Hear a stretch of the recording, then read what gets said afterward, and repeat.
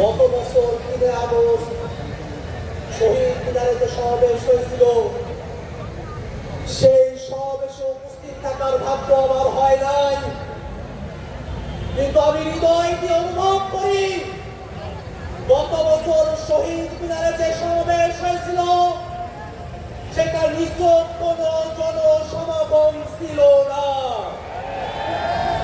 বাংলাদেশের লাখো কোটি মানুষের শোক প্রহ এবং শপথের সম্মিলন ছিল গত বছরের সমাবেশ। ভাইয়েরা আমার, 24-এর অভ্যুত্থানের মধ্য দিয়ে এই বাংলাদেশে যে নতুন প্রজন্মের জন্ম হয়েছে, যে নতুন রাজনৈতিক জনগোষ্ঠীর আবির্ভাব হয়েছে, সেই নতুন রাজনৈতিক জনগোষ্ঠী এমন, যদি কোনোভাবে বাংলাদেশের কোনো কোণে কোনো বিপদ আসতে থাকে, এই প্রজন্ম জীবন দিয়ে সেই বিপদ মোকাবেলা করবে। আমার নতুন যে প্রজন্মের জন্ম নিয়েছে,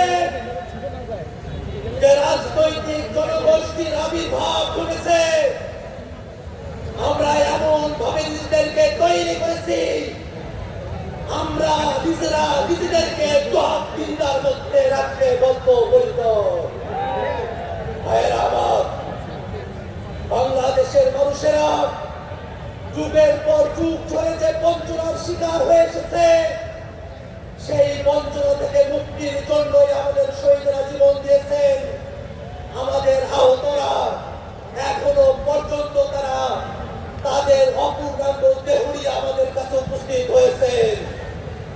ভাইয়েরা আমার, নতুন যে বাংলাদেশের স্বপ্ন আমরা দেখি, সেই বাংলাদেশে আমরা বিভাজনের রাজনীতি দেখতে চাই না। এই বাংলাদেশের মানুষ হিন্দু, বৌদ্ধ, মুসলমান, এই বাংলাদেশের মানুষ খ্রিস্টান, বিহারি, চাকমা, সাঁওতাল, আমরা কারো মধ্যে কোনো পার্থক্য করতে চাই না। ভাইরা আমার, বাংলাদেশ রাষ্ট্রটিকে নতুন করে গড়ার জন্য গত বছরে এই শহীদ মিনার থেকে ফ্যাসিবাদী ব্যবস্থার বিলোপের ঘোষণা দিয়েছিলেন আমাদের আহ্বায়ক। সেই ধারাকে সমুন্নত রাখতে জাতীয় নাগরিক পার্টি এনসিপি বাংলাদেশের রাষ্ট্র কাঠামোতে মৌলিক সংস্কারের কথা বলেছে।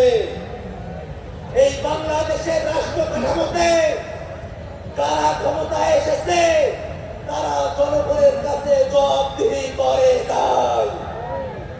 আমরা এমন এক রাষ্ট্র ব্যবস্থা চাই যেখানে প্রধানমন্ত্রী থেকে মেম্বার পর্যন্ত প্রত্যেক জনপ্রতিনিধিকে জনগণের কাছে জবাবদিহিতা করতে হবে। বাংলাদেশের মানুষেরা বিগত সময়ে ক্ষমতা হস্তান্তরের সময়কালে একদলীয় যে কর্তৃত্ব দেখেছে, যে ফ্যাসিবাদী আচরণ দেখেছে, প্রশাসনের যে দলীয়করণ দেখেছে, সামনের বাংলাদেশে আমরা তা চাই না। ভাইরা আমার, মৌলিক সংস্কারের প্রয়োজনে বাংলাদেশের প্রতিষ্ঠানগুলোকে দলীয়করণের হাত থেকে বাঁচাতে হবে। বাংলাদেশের বিচার বিভাগকে কোন দলের কর্তৃত্বের মধ্যে আমরা যেতে দেব না। বাংলাদেশের সচিবালয়ে যে নীতি নির্ধারণ করা হবে, সেই নীতি যেন জনস্বার্থের পক্ষে হয়, সেটা স্বচ্ছতার সঙ্গে জনগণের কাছে উপস্থাপন করতে হবে। ভাইরা আমার, মৌলিক সংস্কারের ভিত্তিতে জাতীয় ঐক্যমত্য কমিশনে রাজনৈতিক দলগুলোর ঐক্যমত্য তৈরি হয়েছে। আমরা হয়তো অনেক প্রত্যাশারী ঐক্যমত্য কমিশনে গেছি, মৌলিক সংস্কারের যতটুকু প্রত্যাশা পূরণ হয়েছে, বাংলাদেশের মানুষ অপেক্ষা করছে জুলাই সনদের প্রত্যেকটা বাস্তবায়ন করতে হবে। জুলাই সনদকে কোন কাগুজে বাঘে আমরা পরিণত হতে দেব না। ভাইরা আমার, সরকার জুলাই ঘোষণাপত্র, জুলাই সনদ প্রণয়ন করবে। আমরা সরকারের কাছে উদাত্ত কণ্ঠে আহ্বান রাখতে চাই, জুলাই ঘোষণাপত্রকে সাংবিধানিক স্বীকৃতি প্রদান করতে হবে। জুলাই সনদকে আইনি স্বীকৃতি দিতে হবে। লিগ্যাল ফ্রেমওয়ার্ক ব্যবহার করে এর উপরে জুলাই সনদকে কার্যকর করতে হবে। ভাইরা আমার, জুলাই সনদের সংস্কারকে অন্তর্বর্তীকালীন সরকারকে বাস্তবায়ন করতে হবে।